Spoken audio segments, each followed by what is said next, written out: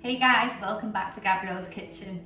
I'm carrying on the theme with the video requests, and a lot of you had asked for a vegan chocolate cake. So today, that's what we're making, vegan chocolate cake. So first things first, you want to line your cake tins. I've just lined mine and greased them with some coconut oil. You can use olive oil, veg oil, whatever you've got. And you want to get your oven preheated to 160 degrees. That's a fan assisted oven.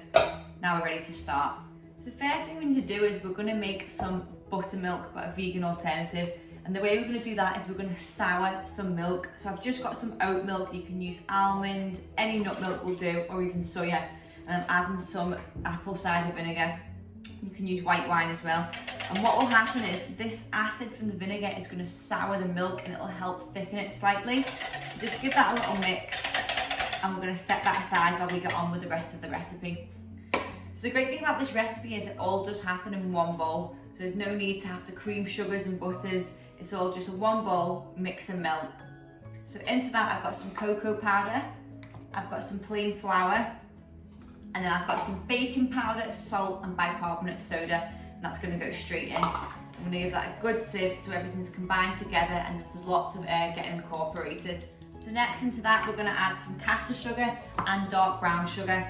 I like to use both sugars because the caster keeps things light, but the dark brown adds a really nice caramel toffee note to it. Also with this recipe guys, once you make this, I can almost guarantee that you're not going to go back to a normal chocolate cake recipe. This is my new favourite go-to. So now we're going to whisk the dry ingredients together so everything's nice and incorporated. And then we're going to move on to our wet. So straight into the same jug that we've made our buttermilk. To that, I'm going to add some veg oil. Again, sunflower will work if you want to use coconut oil for more of a coconut flavour. So that's going to go straight in.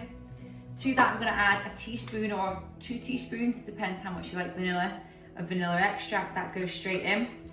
Now this step is optional. This is where you can add a bit more flavour. If you wanted to add the zest of an orange, you could do that.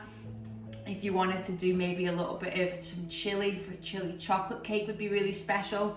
Or you can even add some coffee. So I'm just going to go in with 1 shot of espresso.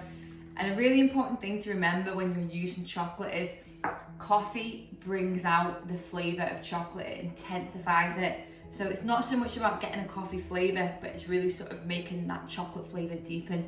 So we give those wet ingredients a mix together. And then we're ready to add this to our dry and give it a good mix.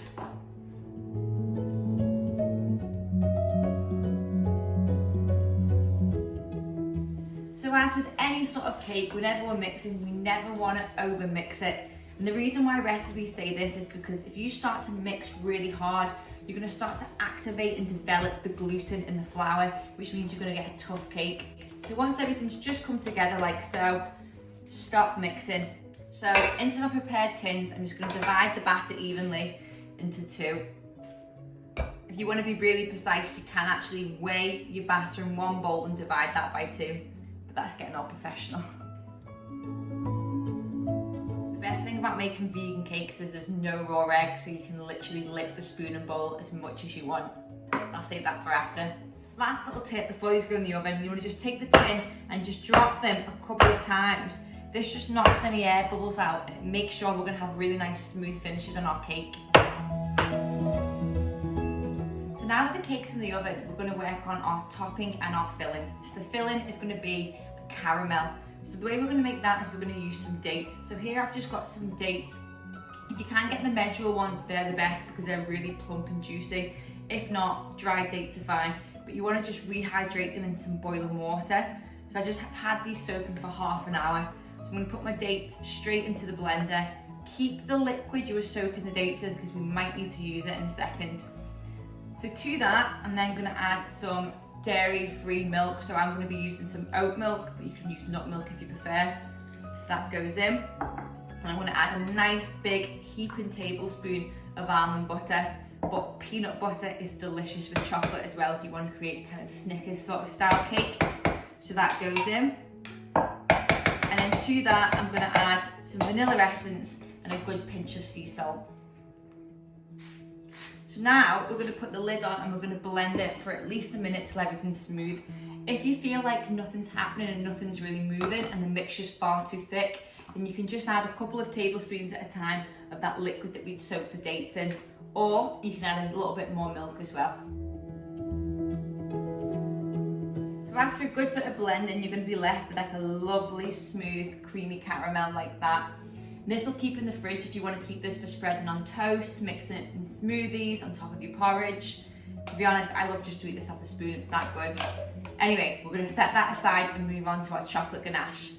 So now we're going to make a chocolate ganache to go on top of the cake. So what I'm going to do is I'm going to warm up some coconut milk. Try and get the thick one if you can, or even coconut cream works amazing. If you want to use just coconut milk, a little tip is put your tin of coconut milk unopened in the fridge, and what will happen is the thick coconut cream will settle on the top and the liquid will stay at the bottom. So what we're going to warm that up in the microwave just until it's nice and hot, and then we're going to pour that over our chocolate. So that coconut cream is nice and hot. I'm just going to pour that directly over my chocolate. So use a vegan chocolate or even just a dark chocolate that's over 70%, it counts as vegan. I'm going to pour that on. I'm just going to leave it to stand for 30 seconds before I try and mix it, so the heat of the cream can just start to melt the chocolate.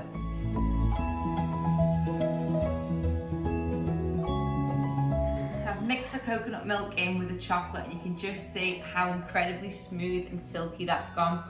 Just a little note here, guys, this is dark chocolate, so it's got a very rich flavour. If you wanted to make this a little bit sweeter, you can just add a couple of tablespoons of brown sugar or coconut sugar when you're heating the coconut milk in the microwave. But I quite like the richness of it, so I'm going to leave it as it is. So the cakes have come out of the oven. These ended up taking about 40 minutes. And the way I checked, I just put a skewer inside the centre and it came out clean, so I knew they were ready. I'm going to let these cool completely before I turn them out of the tins. So now the cake's completely cool and I've taken it out of the tins, we're ready to decorate it. So I'm going to start off with my bottom layer. Just make sure you remove your greaseproof paper. And on top of that, I'm going to spread some of my lovely date caramel. So I'm going to add a layer of that. And then using a palette knife or a spoon or even a butter knife, just spread that out evenly all across the bottom. So now I'm going to add my top layer. A little tip whenever you're doing a cake, if you want to get a nice flat surface, flip the cake upside down, and that way you're left with a really perfectly smooth surface. So I'm going to put that one on top. I'm going to add a bit of my chocolate ganache and just let that drip over the sides.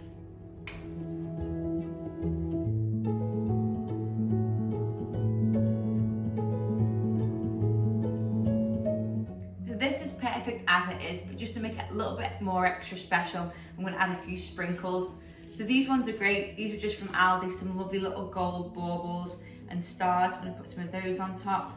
And then my favourite thing to decorate cakes with is luster dust. This is an edible gold spray, and they've started selling it in all the supermarkets. And it literally just transforms a normal cake into something extra special. So there it is, guys, my vegan chocolate cake with a lovely date caramel filling.